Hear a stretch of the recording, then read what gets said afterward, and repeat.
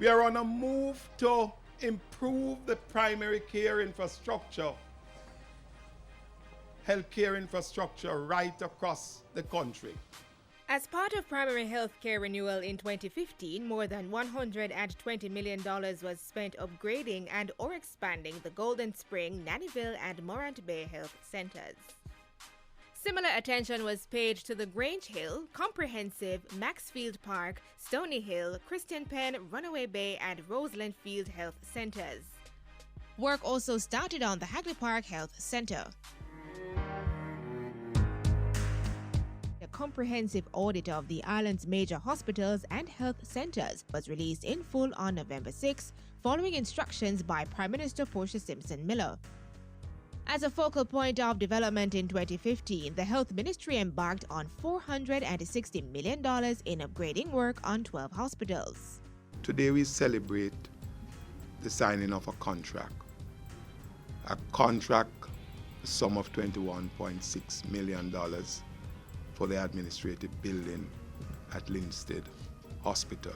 The accident and emergency departments at the Linstead and Princess Margaret hospitals were also targeted for upgrading. Meanwhile, an $8.4 million energy-efficient air conditioning system was installed at the Spanish Town Hospital. As part of improving patient care right across the health sector, $30 million was spent on the Electronic Patient Information System ePass at the Santa Cruz Center of Excellence, Black River Hospital, and St. Elizabeth Health Center. This project represents one of the biggest investments in equipment and service for Jamaica. The project was to build cancer treatment centers at the Cornwall Regional Hospital in St. James and the St. Joseph's Hospital in St. Andrew. Work started on the Cornwall Regional Center in 2015. There were other equipment upgrades for the health sector in the last calendar year. The Victoria Jubilee, National Chest, Spanish Town, and Kingston Public Hospitals received new and or upgraded elevators. 2 brand new buses were handed over to provide mobile service under the ministry's mental health program.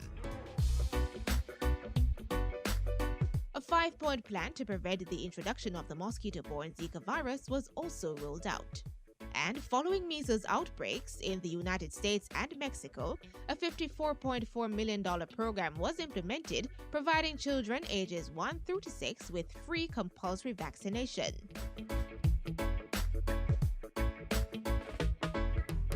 In 2015, the unfortunate news was broken that Klebsiella and Serratia bacterial infections at the University Hospital of the West Indies and the Cornwall Regional Hospital had led to the deaths of 9 premature babies. This prompted strengthened infection prevention and control measures. And when Prime Minister Portia Simpson Miller appointed Horace Daly as the new Minister of Health in early November, he was charged with addressing the infection outbreak as a matter of priority. He has assured me that his first order of business will be to strengthen the system of healthcare delivery to eliminate the deaths of babies or adults from causes such as bacterial outbreaks. The new health minister had an active agenda in his first 2 months on the job. On November 11, he signed a $250,000 agreement with the IDB and PIOJ to craft a 10-year strategic development plan for the health sector. Minister Daly also stepped up the Zika virus intervention with the training of senior health staff and other measures. On November 25, the new health minister signed a $143 million contract for the renovation and expansion of the Accident and Emergency Department of the Princess Margaret Hospital. The following day, he broke ground for the renovation and expansion of Linstead Hospital's A&E department. And on December 3, Jamaica renewed its bilateral partnership with Cuba for the provision of technical support to the health sector.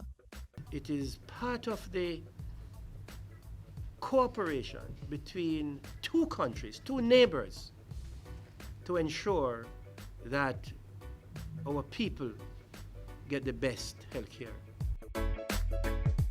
Securing the health of the nation, supporting human capital development.